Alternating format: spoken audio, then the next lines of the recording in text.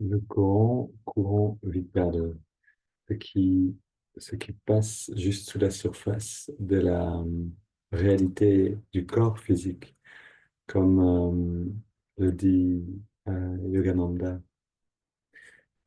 par les outils de la réalisation du soi, donc par ses enseignements, à aller sous la surface pour sentir ce grand courant vital, ce courant d'énergie qui est juste derrière le corps physique et qui est la source d'un bien-être et d'une inspiration constante, de cet enthousiasme dont faisait preuve Yogananda, dont faisait preuve Swami Kriyananda, dont faisait preuve beaucoup des disciples de Yogananda. Et, hum, et c'est cette force-là qui a permis à Yogananda de s'implanter en Amérique. On va voir justement ce texte, aujourd'hui nous en parle, et c'est cette force-là qui a permis à Swami Kriyananda, donc son disciple, de créer toutes ces communautés Ananda, de réaliser le rêve de son maître, de réaliser cette vision que l'avenir du monde se fera dans des petites communautés aux idéaux élevés et au mode de vie simple. C'est ce qui est en marche maintenant, c'est ce qui est en train de se manifester petit à petit dans le monde. Alors, écoutons un peu plus du livre Lightbearer, donc Porteur de lumière, écrit par Asha, et qui est donc Nayaswami Asha et qui euh, raconte le temps avec Swami. Le secret de la prospérité, on est un petit peu plus haut, pardon.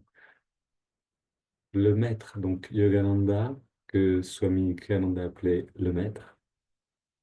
Le maître écrivait de la poésie, composé de la musique et a rédigé une autobiographie qui est devenue l'un des ouvrages spirituels les plus lus au monde. Il a offert des interprétations inédites de textes anciens. Son recueil, Whispers from Eternity, est un joyau de la littérature dévotionnelle.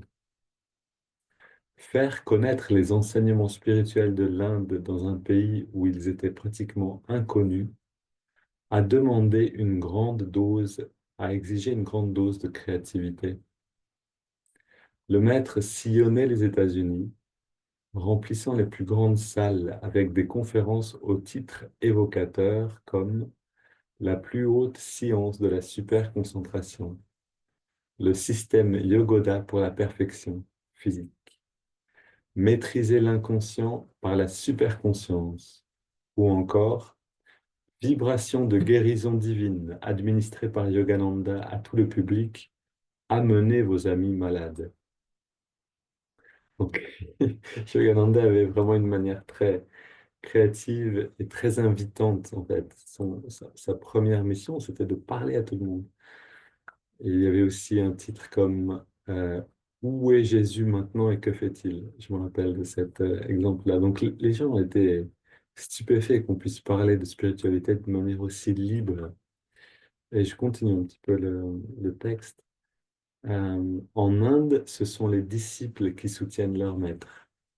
Aux États-Unis, le maître, donc Yogananda, devait subvenir à ses besoins et à ceux de sa communauté. Il a donc créé une laiterie de lait de chèvre, une usine de jus de carotte, une ferme florale et acheté une plantation de papaye.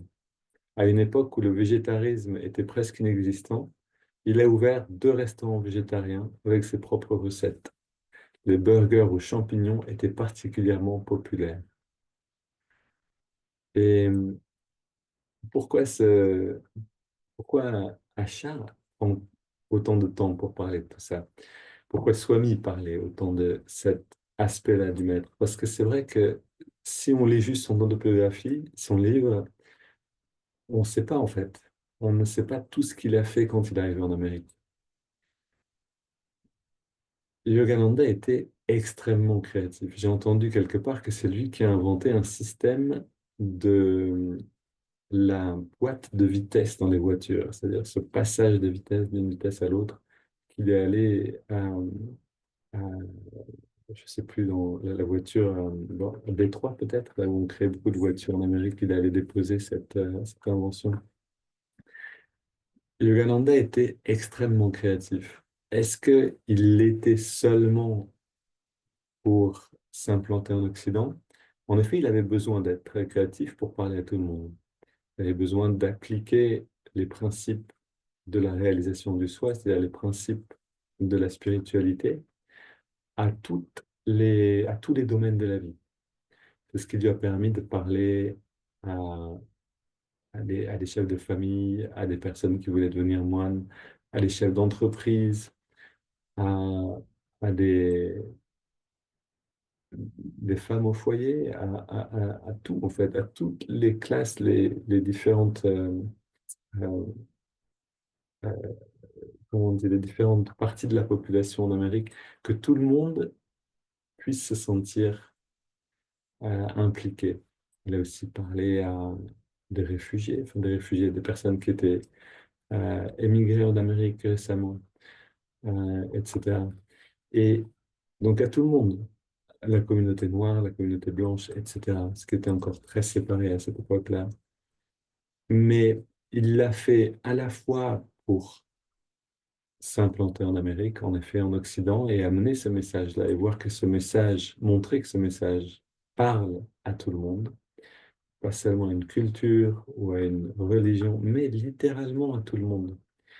Mais il l'a fait aussi pour une autre raison, qui est simplement l'enseignement qu'il a donné par sa vie même. C'est-à-dire le secret de la prospérité, comme le résume Swami Kriyananda, c'est la créativité. Une prospérité intérieure également. Si on veut vivre la spiritualité dans dans sa pleine expansion, et pas juste pour soi-même, méditer et essayer d'atteindre une sorte de bien-être ou d'équilibre avec, jouer avec les paramètres personnels comme le sommeil, les relations au monde, etc. Mais si on veut vraiment entrer dans une spiritualité vraie et expansive, on a besoin nécessairement de porter des fruits. On a besoin de contribuer à l'élévation de la conscience. En fait, si on regarde la vie d'un swami, par exemple, ou la vie d'un renonçant ou d'un moine en Inde dans un ashram, à un moment, ce moine va avoir des responsabilités naturellement. On va lui donner des responsabilités, on va lui donner la mission de transporter des choses dans le monde. Ça peut être un projet caritatif, ça peut être un projet de diffusion des enseignements spirituels, quel que soit le projet, à un moment, on aura toujours cette donnée-là parce que pour grandir au-delà d'un certain stade, d'une certaine étape, pour vraiment grandir spirituellement, on a besoin de sortir de l'état de la petite pousse. Vous savez, la graine a donné une petite pousse, on commence à méditer un petit peu, il y a une sorte de feuille, une petite racine qui part, on arrive à se maintenir dans un équilibre. Mais si on veut vraiment de la sève pour devenir grand et atteindre cet épanouissement de la conscience, nécessairement, on va devoir porter des fruits. On va devoir se tourner vers le monde d'une manière créative.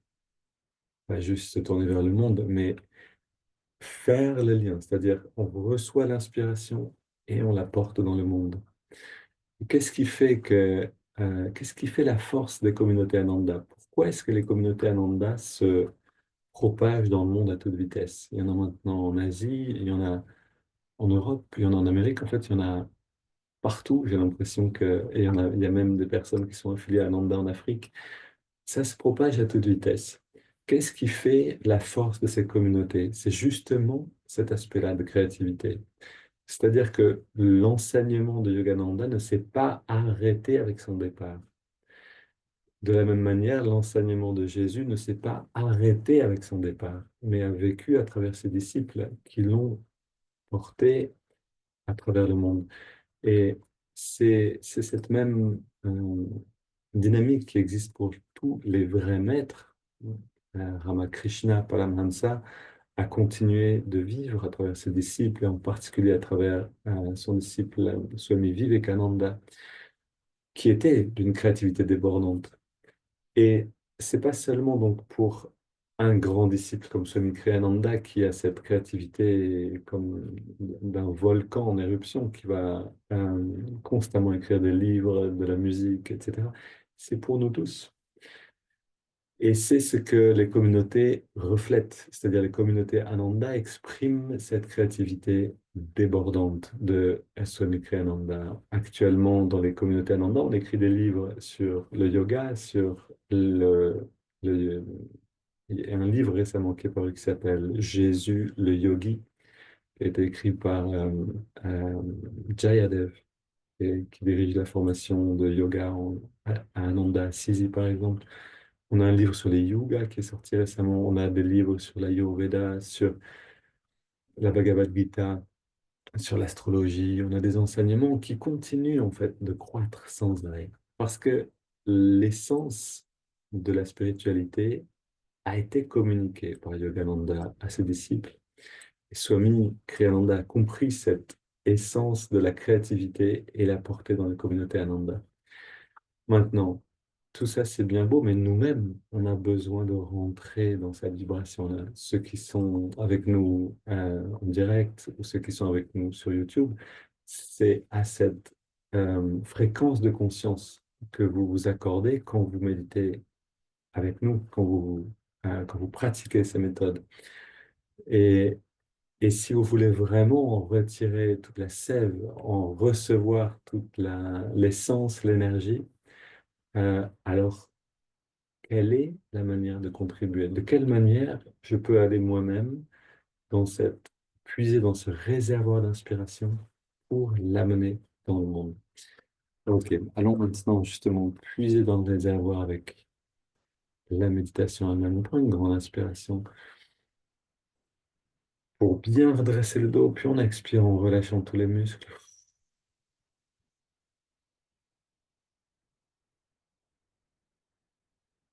Combien on peut se sentir de ce courant vital, ce grand courant vital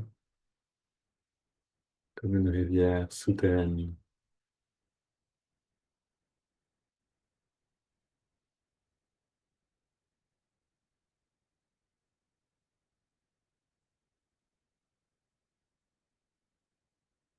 Puis on inspire, on entrelace les doigts au niveau de la poitrine. Expire les mains vers l'avant et on arrondit le dos. Inspire, on étire vers le ciel. Expire, on se penche vers la gauche. On étire le côté droit. Inspire au centre. Expire, on se penche vers la droite. Inspire au centre. Et on se tourne vers la gauche. On pose les mains, on soutient la rotation.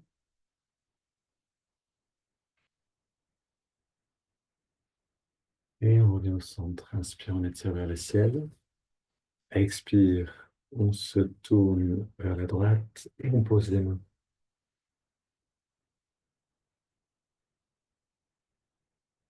Et on retourne au centre. On pose les mains derrière nous, on se penche en arrière, on resserre les coudes, les épaules, on ouvre la poitrine avec quelques grandes respirations.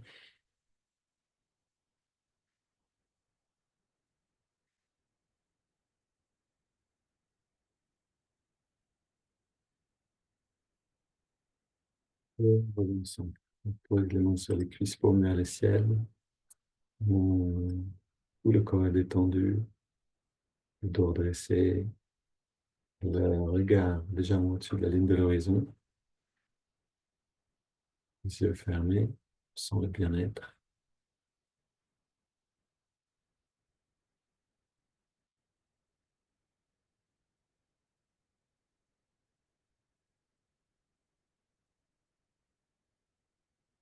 Prenons une douzaine de respirations profondes. Inspire par le nez sur toute l'amplitude des poumons, expire par la bouche.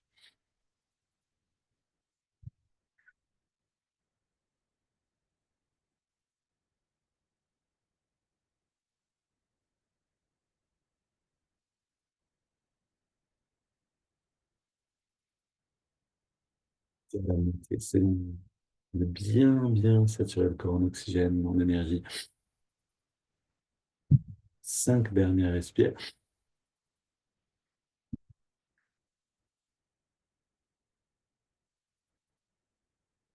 Dernière.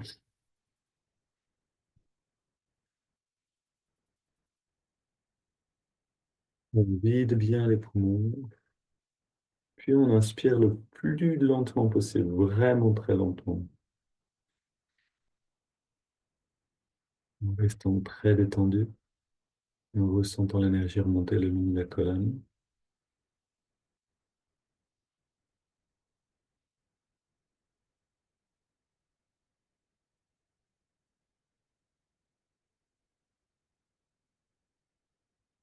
On remplit bien les poumons, on garde l'air dedans un instant, on détend les muscles encore un peu plus, puis on expire sans faire d'effort. On arrête de respirer quelques instants et on plonge dans le grand courant vital du corps d'énergie, la rivière souterraine.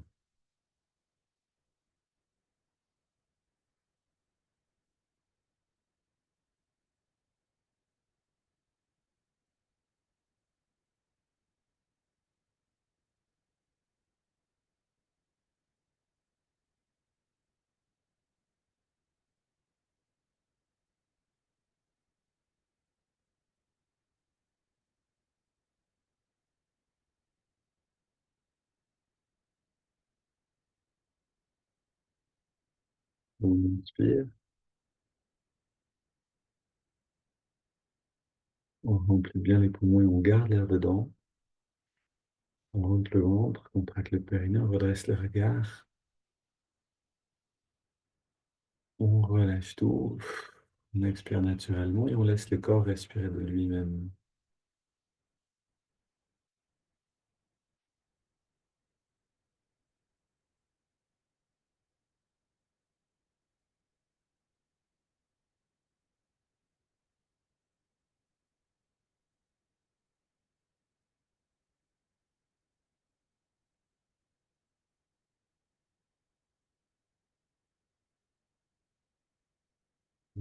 On ressent tout ce bien-être qui est là.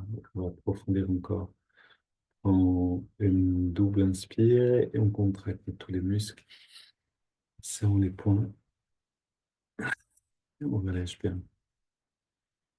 Encore une fois, inspire, contracte au maximum, grande détente, et troisième et dernière.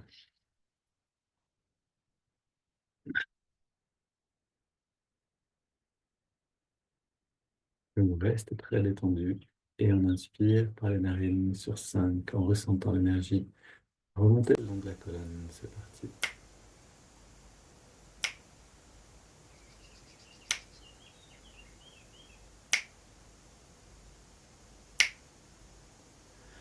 On garde l'air dedans, on concentre toute l'attention et l'énergie à la fonction des sourcils dans l'œil spirituel. Et puis on expire, on sent un rayonnement de bien-être, une expansion de la conscience. À nouveau, même rythme, on inspire.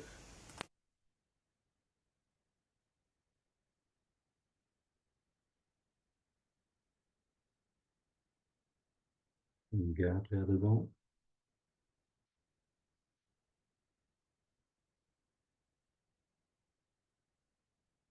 Expire.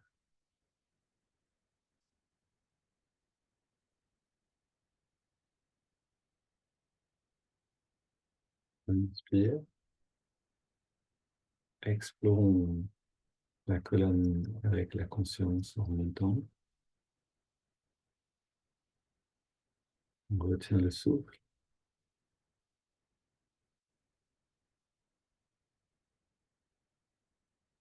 Expire.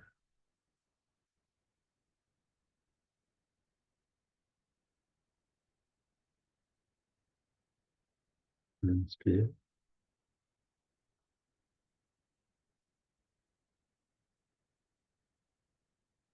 On garde.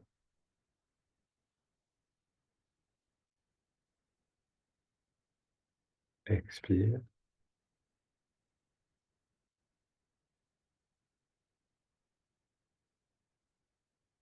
Dernier cycle, inspire.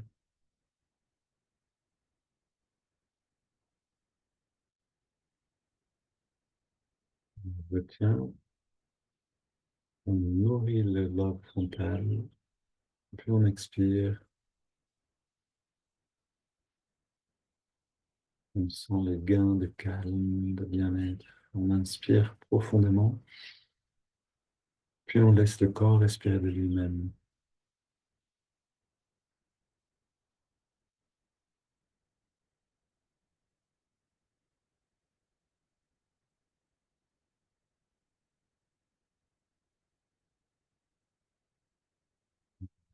Jésus qui a dit à l'apôtre Pierre, je t'ai donné les clés du ciel.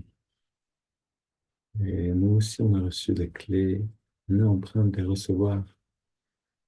Les clés, c'est-à-dire les enseignements, les techniques qui nous permettent de rentrer dans l'expérience du ciel, dans l'expérience de cette conscience libre de toute identification à une forme mentale ou matérielle. Comment je sais que j'utilise ces clés correctement? Si je sens un accroissement du bien-être, une forme d'expansion de la perception,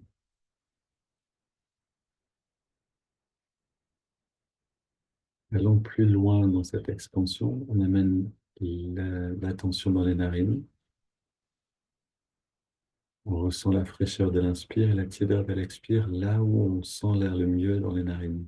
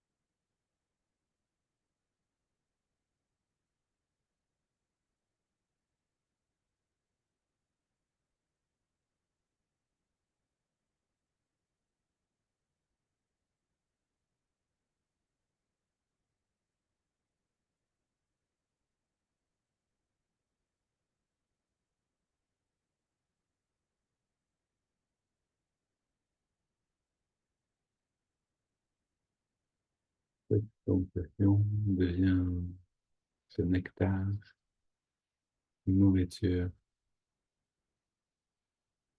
on entre dans l'expérience profondément.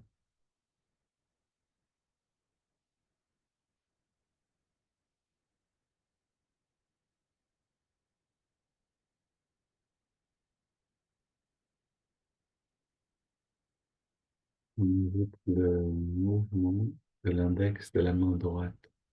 À chaque inspiration, l'index revient un tout petit peu vers la paume de la main.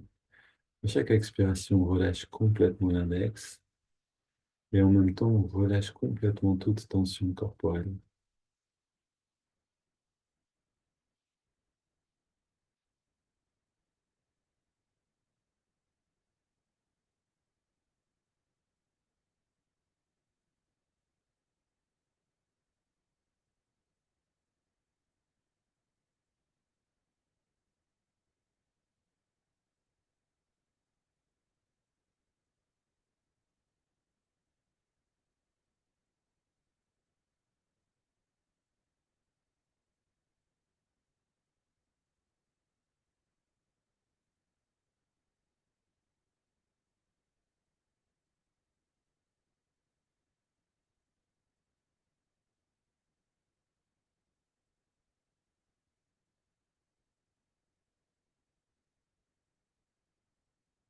On sent cette détente s'approfondir.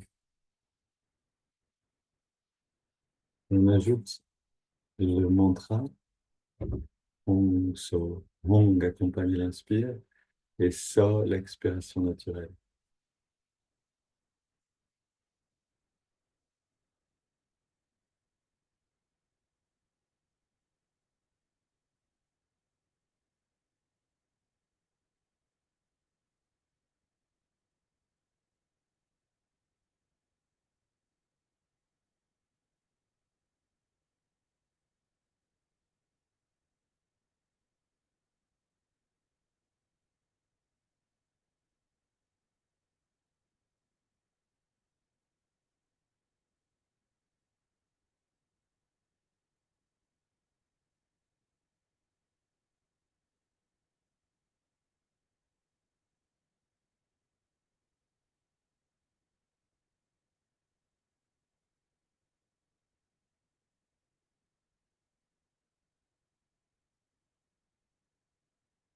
Maintenant, appliquons pour les quelques minutes qui viennent, approfondir à la fois l'observation du souffle dans la qualité, la détente avec le mouvement du doigt et la sensation du mantra dans le souffle lui-même.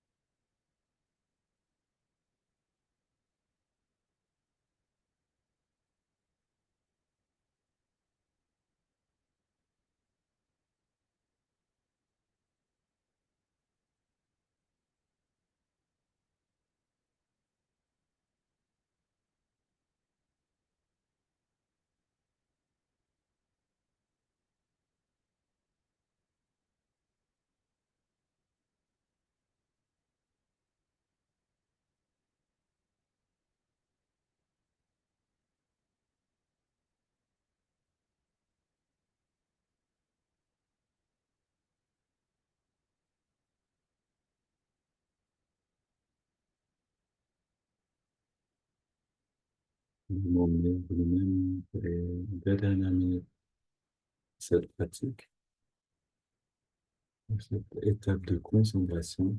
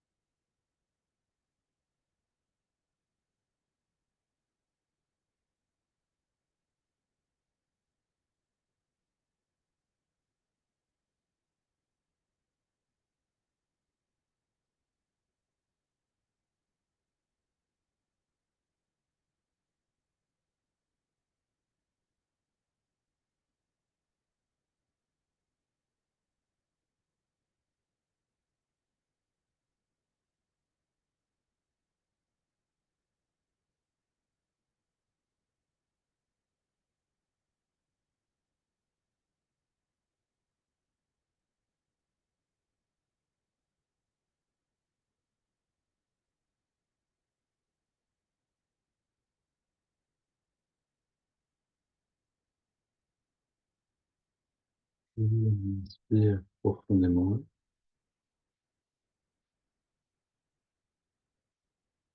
On expire en 3 fois et on abandonne la respiration quelques instants.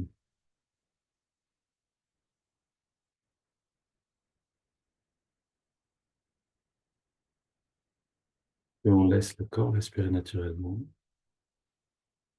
et on abandonne les techniques de concentration.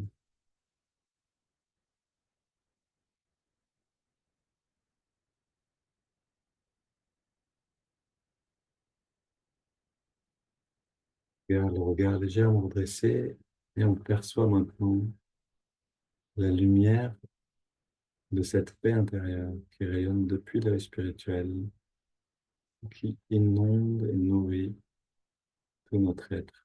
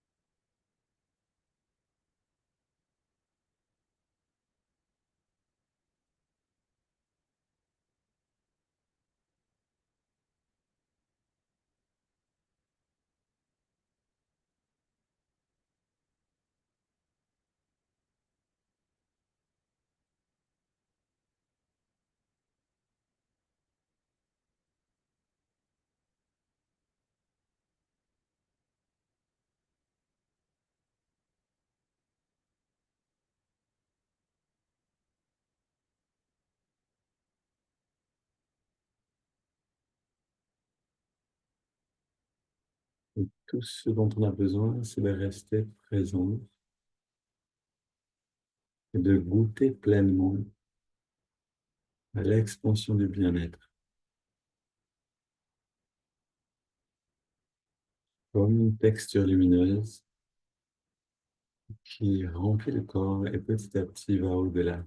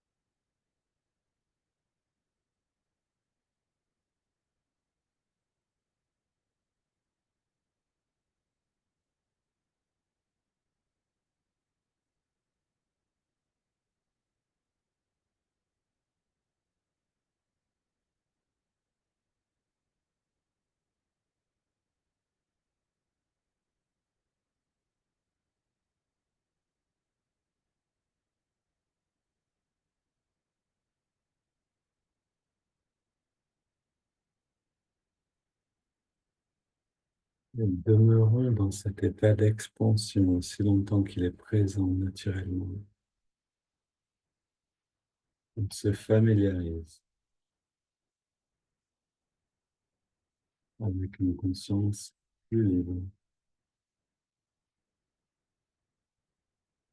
de cet état de liberté. On peut recevoir l'inspiration et toute la créativité nous reviennent naturellement. Une belle journée à tous et à midi, pour ceux qui le souhaitent.